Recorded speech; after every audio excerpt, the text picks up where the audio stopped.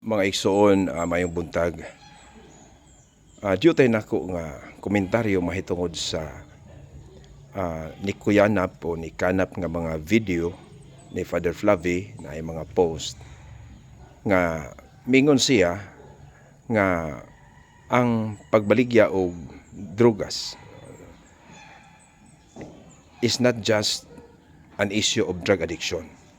Hindi lang talaga drug addiction, kundili pantawid kahirapan. Unsa may punto ni ini? Nag-research ko sa Google, ChatGPT uban pa.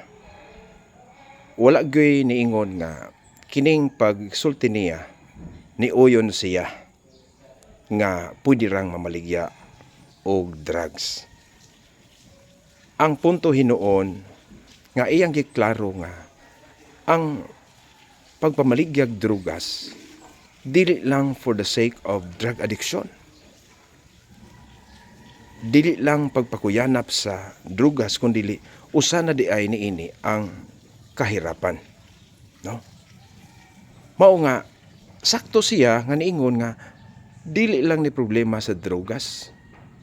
Dunay nag-unang problema sa kapobrehon. Pero never siya niingon nga mao ni sakto. So gipakitaan lang ta niya sa sitwasyon nga doon na di ay mga dili maayong nahitabo sa atong katilingban nga ang mas laom nga rason dili gyud na mao mismo kundi ang kapobrehon. Doon ako'y kasinatian niini mga igsuon dito sa isla, no? Na sa mga isla. Ang mga isla usa sa daghan gyud og mga syabo, no? Miingon tong usa ka mananagat, ako Father, mugamit ko og syabo kanang managat ko kay taas kog resistensya. Kung mao ba?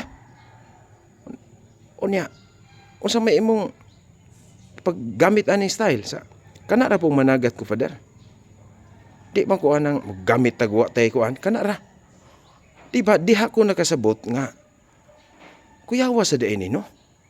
Mao nang niyon ko nga pero magbantay gyud ta Brad kay kana makadaot magyud na atong lawas kay mulihok mag atong lawas more than the capacity. Sa mao lagi Pedar pero wa gyud milaing mahimo ani. So diha po ko makasabot ko ba nga mao din ni rason. Pero it doesn't mean nga akong gikampanya nga okay ra na. No? Doon na di ay rason nga mo nang gibuhat nila. So, wala ko moingon nga, okay ra na Brad. Seminaryan pa ko sa Cagayan de Oro. Moadto ta sa plaza. No?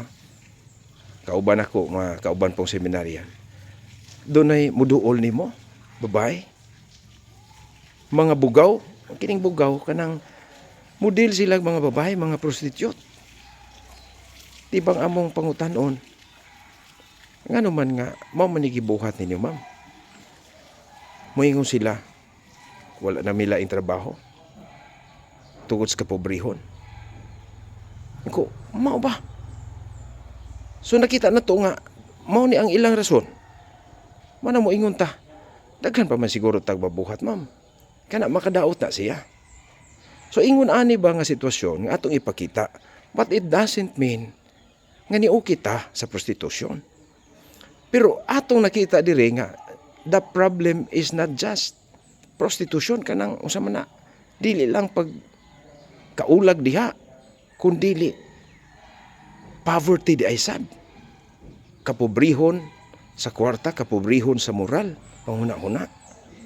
So ato nang ipakita nga mao mo gini tinuod nga rason sa uban, mao mo gini tinuod nga rason sa uban nga namaligya sila drugas dili tungod kay ilang gigamit ang drugas kundi pantawid kahirapan.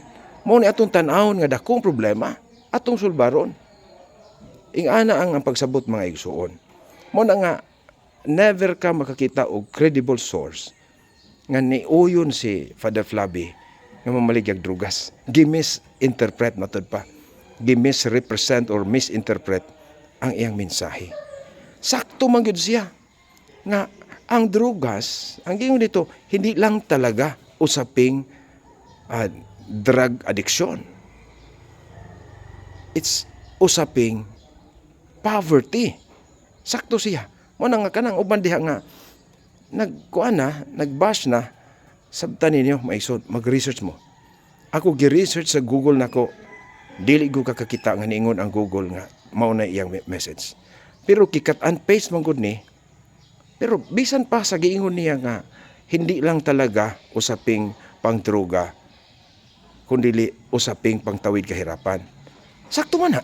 Pero never na nagpasabot nga pamaligya mo drogas. O ni nga magbantay ta kay i-twist ra na.